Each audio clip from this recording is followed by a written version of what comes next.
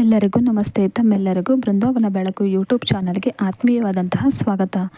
ದೇವರ ಮನೆ ನಾವು ಹೇಗಿಟ್ಟುಕೊಳ್ಳುತ್ತೇವೆ ಎಂಬುದರ ಮೇಲೆ ನಮ್ಮ ಮನೆಯ ಸುಖ ಸಂಪತ್ತು ನಿರ್ಧಾರವಾಗುತ್ತದೆ. ಹಾಗಿದ್ದರೆ ದೇವರ ಮನೆ ಹೇಗಿರಬೇಕು? ದೇವರ ಮನೆಯ ಸಾಮಾನುಗಳು ಎಷ್ಟು ಶುದ್ಧವಾಗಿರುತ್ತದೆಯೋ ಅಷ್ಟು ಒಳ್ಳೆಯದು. ಮನೆಯ ಸದಸ್ಯರ ಮನಸ್ಸು ಅಷ್ಟೇ ಶುದ್ಧವಾಗಿರುತ್ತದೆ. ದೇವರ ಮನೆಯಲ್ಲಿ ಒಡೆದಿರುವ ವಿಗ್ರಹಗಳು, ಫೋಟೋಗಳು ಮತ್ತು ತುಂಬ ಹಳೆಯದಾದ ಮತ್ತು ಭಿನ್ನವಾದಂತಹ ಯಂತ್ರಗಳನ್ನು ಎಂದಿಗೂ ದೇವರ ಮನೆಯಲ್ಲಿ ಇಡಬೇಡಿ. ಹಾಗೆಯೇ ದೇವರ ಕೋಣೆ, ಗುಡಿಸಲು, ಒರೆಸಲು ಪ್ರತ್ಯೇಕವಾದ ಬಟ್ಟೆ, ಕಸಬರಿಗೆ ಇಡಬೇಕು. ದೇವರ ಮನೆಯನ್ನು ಅರಿಶಿಣ ಹಾಕಿದ ನೀರಿನಿಂದ ಶುದ್ಧ ಮಾಡಬೇಕು. ಆ ಮನೆಯಲ್ಲಿ ದೈವ ಕಳೆ ವೃದ್ಧಿಸಿ ಹಣದ ಸಮಸ್ಯೆಗಳು ನಿವಾರಣೆಯಾಗುತ್ತದೆ. ದೇವರ ಮನೆಯ ಒರೆಸಿದ ಮೇಲೆ ನೆಲ ಒಣಗುವವರೆಗೂ ತುಳಿಯುವ ಹಾಗಿಲ್ಲ. ಹಾಗೆಯೇ ದೇವರ ಮನೆಯಲ್ಲಿ ತುಂಬ ವಿಗ್ರಹಗಳು ಇರಬಾರದು.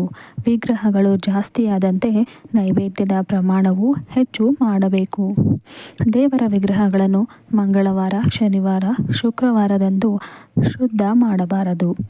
ದೇವರ ಪೂಜೆಗೆ ಆಂಜನೇಯ ಸ್ವಾಮಿ ಇರುವ ಗಂಟೆಯನ್ನೇ ಬಳಸಬೇಕು. ಆಂಜನೇಯ ಸ್ವಾಮಿಯ ಪಾದ ಹಿಡಿದು ಗಂಟೆ ಬಾರಿಸಬೇಕು. ಸಂಧ್ಯಾ ವಂದನೆ ಮತ್ತು ಸ್ತ್ರೀಯರು ತುಳಸಿ ಪೂಜೆ ಮಾಡದೆ ಯಾವ ಪೂಜೆಯೂ ಫಲವು ದೊರೆಯುವುದಿಲ್ಲ. ಅಷ್ಟೇ ಅಲ್ಲ, ದೇವರ ಪೂಜೆಯ ಸಮಯದಲ್ಲಿ ಪುರುಷರು ಮೇಲು ಹೊದಿಕೆ ಧರಿಸಬೇಕು. ಮೇಲು ಹೊದಿಕೆ ಇಲ್ಲದೆ ಪೂಜೆಯನ್ನು ಮಾಡಬಾರದು. ದೇವರಿಗೆ ಹಸಿ ಹಾಲನ್ನೇ ಬಳಸಬೇಕು.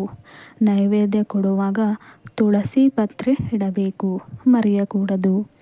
ದೇವರ ಮನೆಯಲ್ಲಿ ಚಿಕ್ಕ ದೀಪಗಳನ್ನು ನೀವು ಹಚ್ಚುತ್ತಿದ್ದರೆ ಅವುಗಳನ್ನು ಜೋಡಿಸಿ ಇಡಬೇಕು.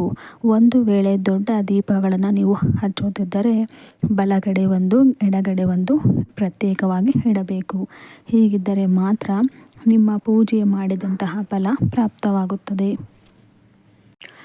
ನೋಡಿದ್ರಲ್ಲ ಸ್ನೇಹಿತರೆ, ದೇವರ ಮನೆಯ ಬಗ್ಗೆ ಕೆಲವೊಂದು ನಿಯಮಗಳನ್ನು ನೀವು ಪಾಲಿಸದೇ ಇದ್ದರೆ ನಿಮಗೆ ಸಂಕಷ್ಟಗಳು ಬರುತ್ತವೆ. ಒಂದು ವೇಳೆ ನೀವು ನಿಯಮಬದ್ಧವಾಗಿ ದೇವರ ಮನೆಯ ಫೋಟೋಗಳನ್ನು ಹೊಂದಿದ್ದರೆ ಮನೆಯಲ್ಲಿ ಅಭಿವೃದ್ಧಿ ಅನ್ನುವುದು ಖಂಡಿತ ಆಗುತ್ತದೆ.